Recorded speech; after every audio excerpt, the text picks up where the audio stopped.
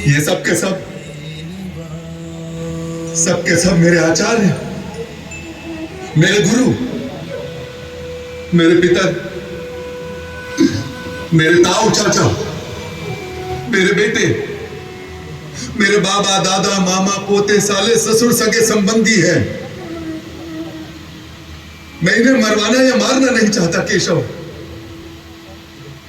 चाहे मेरी जान ही क्यों ना चली जाए।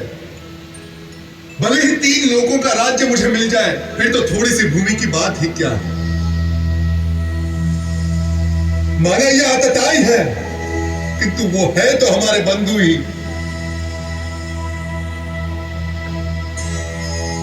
अपने कुटुंबियों को मारकर माधव हम सुखी कैसे हो सकते हैं। महाशोक की ये महापाप करने को हम तैयार हैं। राज्य और सुख के लोभ में हम अपने ही लोगों की हत्या करने को उतारू हो गए। धृतराष्ट्र के अस्त्रों शस्त्रों से सुसज्जित बेटे भले रण में मुझे मार डाले, तो भी मेरे लिए यही उचित और स्वीकार्य होगा।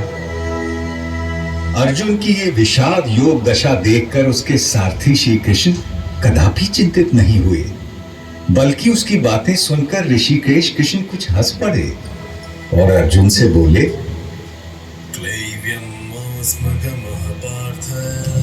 कायर मत बन पार्थ, यह तुझे शोभा नहीं देता। हृदय की शुद्ध दुर्बलता को त्याग दे और उठ खड़ा हो जा।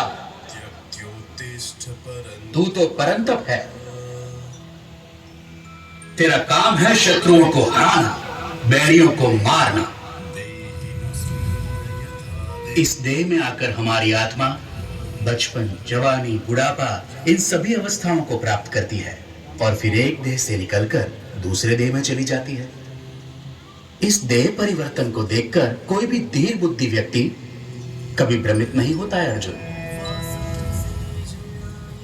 जैसे पुराने कपड़ों को उतारकर मनुष्य नए कपड़े पहन लेता है, उसी प्रकार आत्मा भी पुराने शरीर को त्याग कर नया शरीर धारण करती है। इस आत्मा को ना तो शस्त्र काट सकता है और ना आग इसे जला सकती है, ना इसे पानी भिगा सकता है और ना ही हवा उसे सुखा सकती है।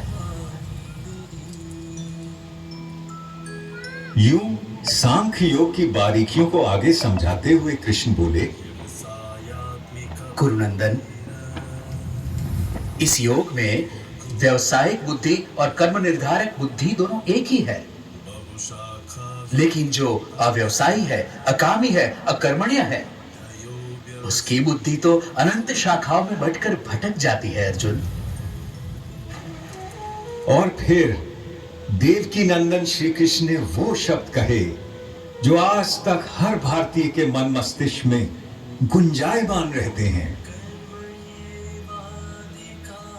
तेरा अधिकार केवल कर्म पर है, फल पर कभी नहीं। तू कर्म करते समय फल की इच्छा कभी मत कर और कर्म से कभी मुंह भी मत मोड़। काश कि मनुष्य ये बात हम पेड़ों से समझ लेते, जो सारे संसार को, मनुष्यों, पशु पक्षियों को निरंतर फल देते हैं, किंतु स्वयं उस फल के भोग के बारे में कभी नहीं सोचते। वरना तो सारे जंगल, सारे पेड़ पौधे, सारी वनस्पति कब की नष्ट हो जाती और उसके साथ संसार में संपूर्ण जीवन भी।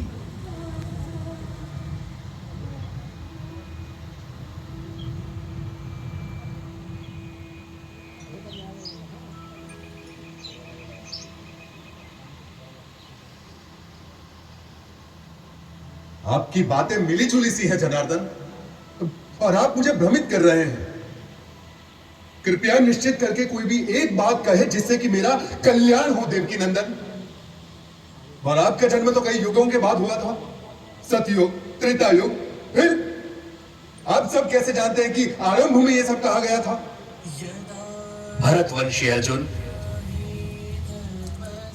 जब जब धर्म का ह्रास होता है और अधर्म बढ़ता है, तब तब मैं अपने आप को स्वयं सर्जित करता हूं। भले लोगों की रक्षा के लिए बुरों के नाश के लिए और धर्म की स्थापना के लिए मैं बार बार अवतार लेता हूं, हर कल्प में होता हूं। मत्स्यः कूर्मो वराहश्च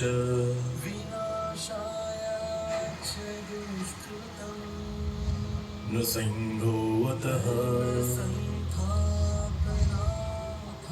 वामनः रामो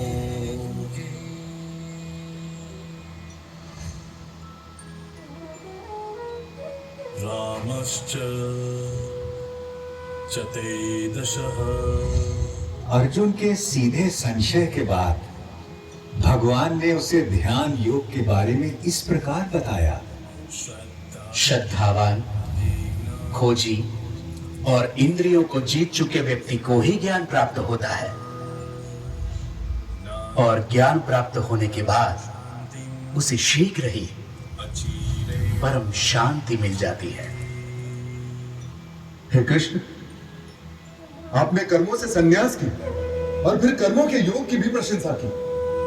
इनमें से सचमुच कौन सा हितकारी है? कृपया निश्चित करके मुझे समझाइए। अर्जुन, अपना उद्धार अपने आप ही किया जा सकता है, स्वयं को कभी गिराना नहीं चाहिए। हम अपने मित्र भी स्वयं ही हैं और स्वयं ही अपने सबसे बड़े शत्रु भी। जो बहुत खाता है ना तो योग उसे मिलता है और ना ही उसे जो बिल्कुल नहीं खाता। ना ही बहुत सोने वाले को मिलता है और ना ही बहुत जागने वाले को। जो यथा योग्य खाता है, जो यथा योग्य पैदल चलकर विहार करने आता है, कर्म में यथा योग्य प्रयास करता है, जितना सोना चाहिए उतना सोता है, जितना जागना चाहिए उतना जागता है। ऐसे योगी का योग ही दुखों का नाश करता है।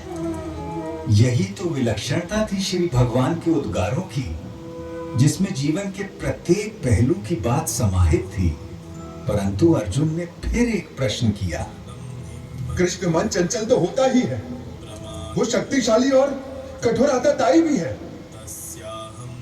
उसे बस में रखना तो हवा को रोक कर रखने जैसा कठिन लगता है मुझे। निसंदेह महाबाहो, निसंदेह मन बहुत चंचल है और उसे बस में करना बहुत कठिन। किंतु कौन्ते, अभ्यास और वैराग्य से इस चंचल मन को भी वश में किया जा सकता है। इस तरह श्री कृष्ण ने अर्जुन को आश्वस्त किया। वो मूर्ख लोग मेरा तिरस्कार करते हैं, मेरा महत्व घटाते हैं, जो ये समझते हैं कि ये समस्त भूत प्राणियों का महेश्वर और अजन्मा मैं इन सभी कार्यों को करने के लिए इस मानव देह पर आश्रित हूं।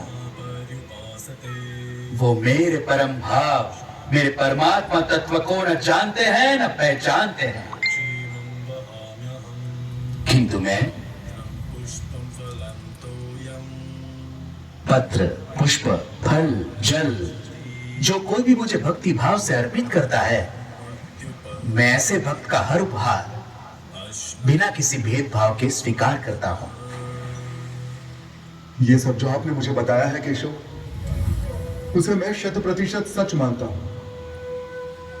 आपका रहस्य